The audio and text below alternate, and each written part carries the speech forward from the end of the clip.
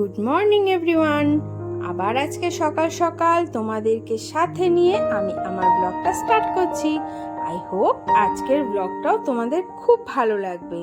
আর আজকে তো ভালো ওয়েদার হয়ে গেছে সকাল সকাল, তো সারাদিনটা বেশ ভালোই যাবে আর ভিডিও ভালোই হবে। Good morning everyone.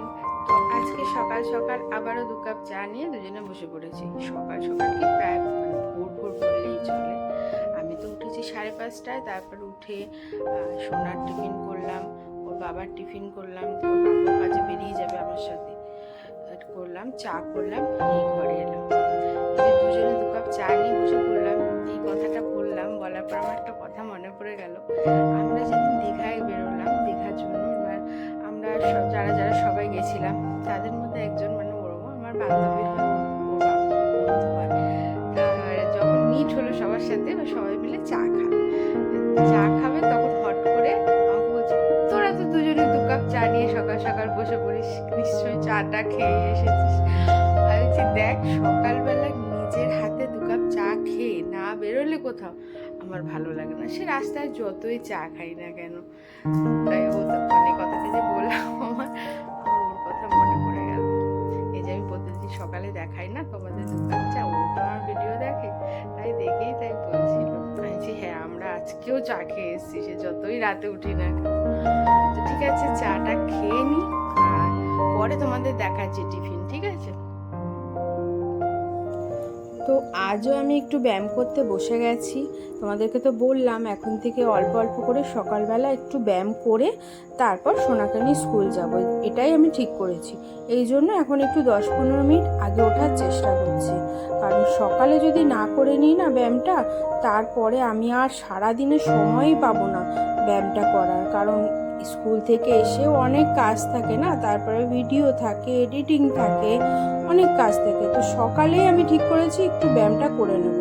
আর ব্যায়ামটা করে যখন সকালের কাজগুলো স্টার্ট করি না, দিনটা স্টার্ট করি, খুব ভালো লাগে, সারা দিনটাও ভালো লাগে, আর বেশ শরীরটা হালকা হালকা মনে হয় এবং কাজেও বাইরের ওয়েদারটা দেখো। আমি ব্যায়াম করতে করতে চলে এসেছি।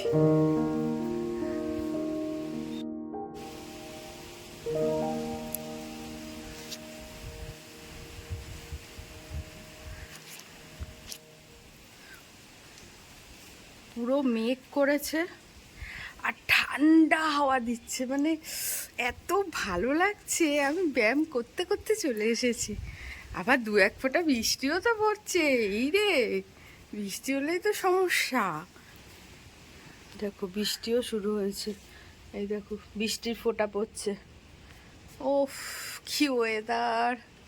পুরো ঠান্ডা ঠান্ডা হাওয়া দিচ্ছে, এত ভালো লাগছে। আর সকালের এই হাওয়াটা সেই, ও এরকম হাওয়াটা দিলেই চলবে, বৃষ্টিটা যেন না হয়।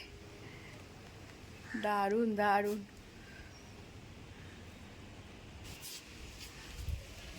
এই দেখো আমাদের এটা তুলসী গাছ। যে ভয়টা পাচ্ছিলাম সেটাই হলো, বিশাল জোরে বৃষ্টি নেমেছে। মানে এত গরমের পর এই প্রথম আজকে সকালে এত জোরে বৃষ্টি হচ্ছে। কি করে স্কুলে যাব জানি না, দেখা যাক, এখনো সময় হয়নি যাওয়ার। তার আগে যদি ঠাকুর করে কমে যায় রক্ষে, না হলে কি হবে জানি না। বিশাল জোরে বৃষ্টি হচ্ছে, বিশাল জোরে। তোমরা তো দেখতেই পাচ্ছ, দেখো কি জোরে বৃষ্টি হচ্ছে।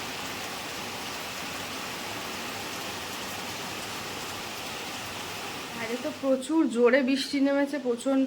বুঝতে পারছি না কি করে যাব। 7টা বাজে, 7:30টায় বেরোতে হয়, কি করব জানি না। আর টিফিন তো আমার হয়ে গেছে, আরও দেখাচ্ছি তোমাদের।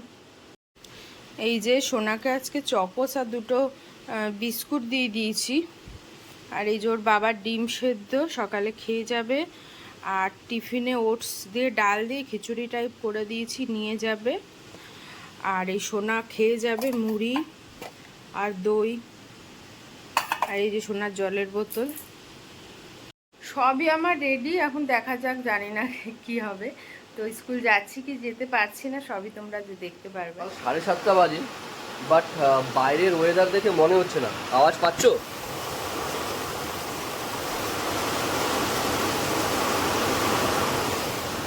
বীভৎস জোরে বৃষ্টি হচ্ছে, পুরো অন্ধকার, মনে হচ্ছে এখন রাত্রি হয়ে গেছে।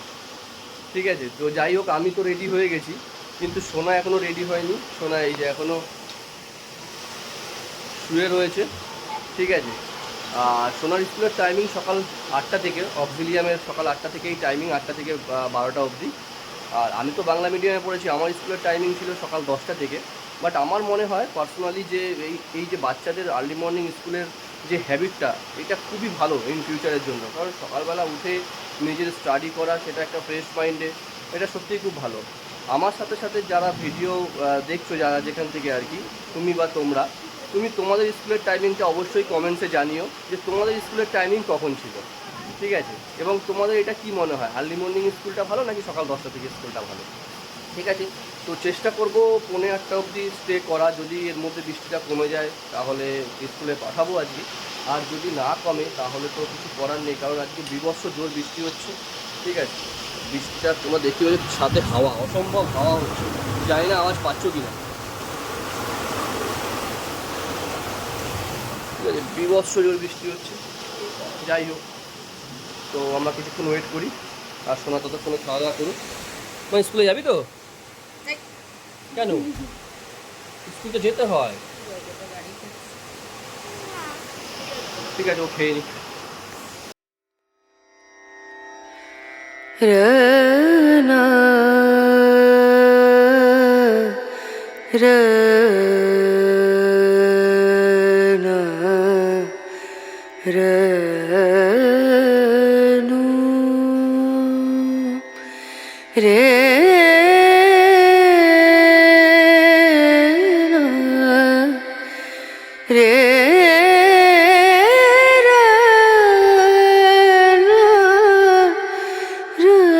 এই যে স্কুলে যেতে হবে না বলে কাজ করছে, দেখো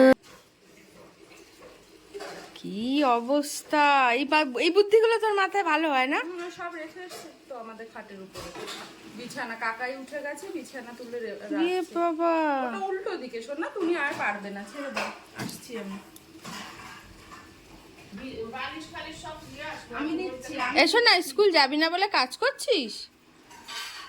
তোমাকে এমনি যেতে হবে না আজকে, এমনি বৃষ্টি 8:30 বেজে গেছে, আর হবে না আজকে আমাদের যাওয়া।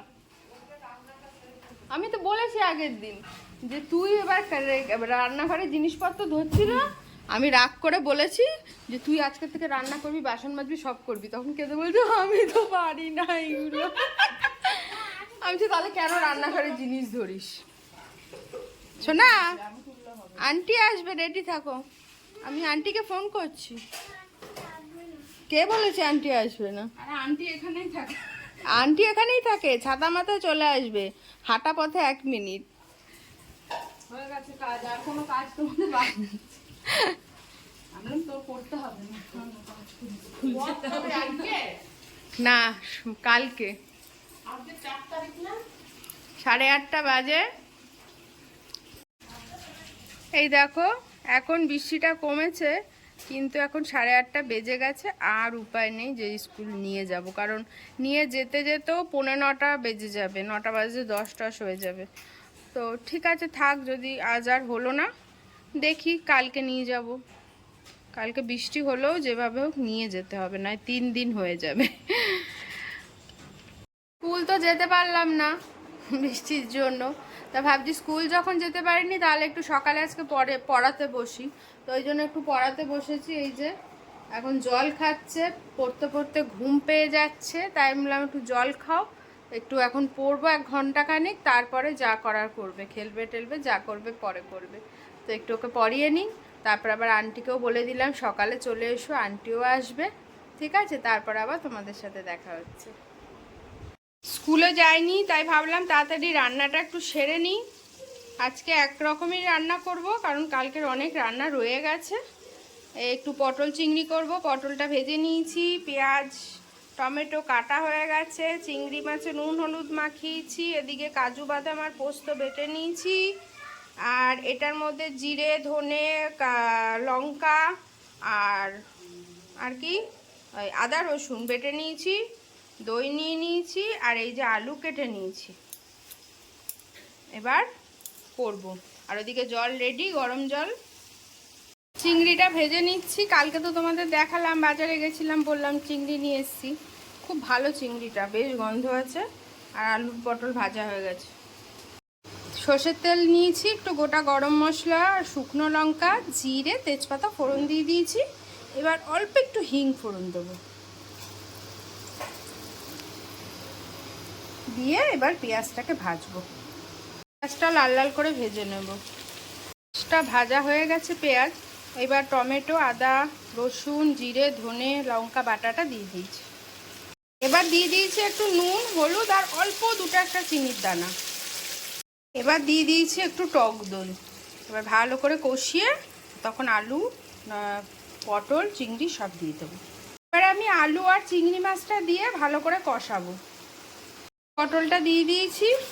এবার পটলটাকে কষাবো ভালো করে, কষিয়ে তারপর এর মধ্যে একটু কাজু বাদাম পোস্ত বাটা দেবো, দিয়ে জল দিয়ে দেবো, অল্প জল দেবো এবং গরম জল দেবো।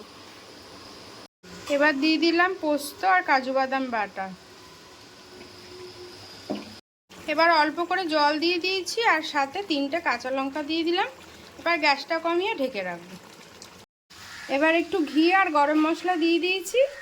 এখন ঢেকে গ্যাস বন্ধ করে রেখে দেবো। হয়ে গেছে আমার পটল চিংড়ি। দুপুরে রান্নার পর আর ভিডিও করতে পারিনি, তার কারণ সোনা একদম ঘুমিয়ে পড়ছিল। তো ওকে খাইয়ে দাইয়ে ঘুম পাড়িয়ে দিয়ে না আমিও ঘুমিয়ে পড়েছিলাম, যেহেতু সকালে উঠেছি ওই জন্য ঘুমিয়ে পড়েছিলাম। তো পটল চিংড়িটা তোমাদের তো বলা হলো না, খুব ভালো হয়েছে, টেস্ট হয়েছে। তবে তোমাদের একটা কথা বলি, সেটা হচ্ছে আমি না 4টে কাজু বাদাম দিয়েছিলাম। এবার আমি কাজু বাদামটা দিই না পটল চিংড়িতে, আমি একটু চারমগজ আর পোস্ত দিই। আর আজকে চারমগজ ছিল না, বৃষ্টি হয়েছিল আর বেরোতে পারেনি বাবা, অন্য কাজু দিয়েছি। কিন্তু আমি বলবো তোমরা না কাজুটা দিও না, খেতে খুবই ভালো হয়েছে, খুব মানে খুব টেস্টি হয়েছে। কিন্তু কি বেশি খাওয়া যাচ্ছে না, কারণ যেহেতু কাজুটা দিয়েছি আমার মনে হচ্ছে কাজুটার জন্য একটু মুখটা অনেকটা খাওয়ার পর মানে মুখটা কেমন একটু জড়িয়ে জড়িয়ে আসছে, যেটা হয় আর কি। তো আমি বলবো তোমরা কাজুটা দিও না, কাজুর বদলে যদি চারমগজ থাকে দিও, আর নাহলে শুধু পোস্ত দিও, ঠিক আছে। বাট খেতে কিন্তু অসাধারণ হয়েছে, সবাই খুব ভালো খেয়েছে। আমার এটা মনে হলো আমি তোমাকে একদম অনেস্ট রিভিউ দিলাম তোমাদের। তো ঠিক আছে, এখন সন্ধ্যা হয়ে গেছে, সোনাকে এখন একটু পড়াতে বসবো, তারপরে আবার তোমাদের সাথে কথা বলবো। এই যে ফ্লিপকার্ট থেকে আমার একটা পার্সেল এসেছে, তোমাদের দেখানো হয়নি, দেখাই।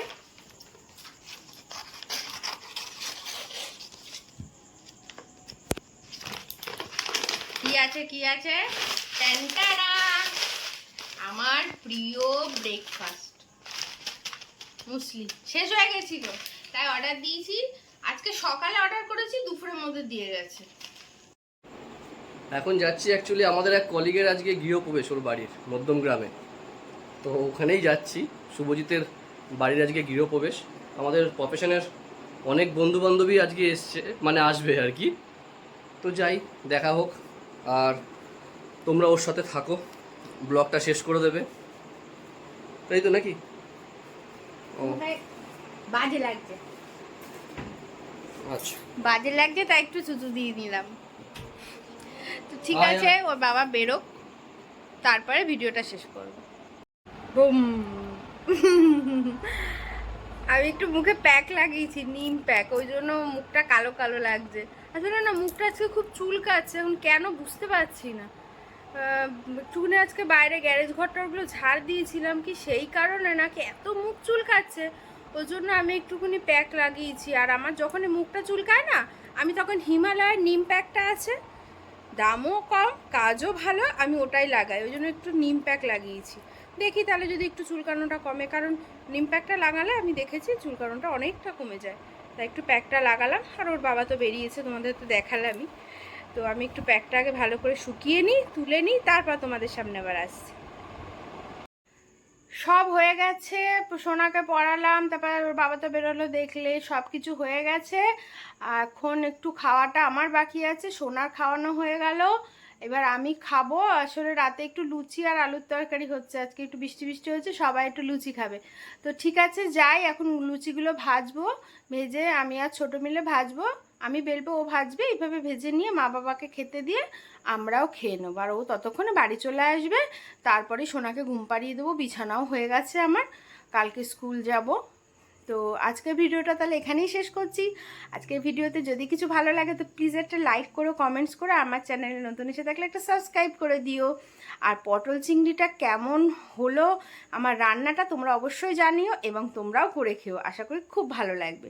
তো টাটা, আবার দেখা হচ্ছে কালকে একটা নতুন ব্লগ নিয়ে। ততক্ষণ তোমরা ভালো থেকো, সুস্থ থেকো। Good night.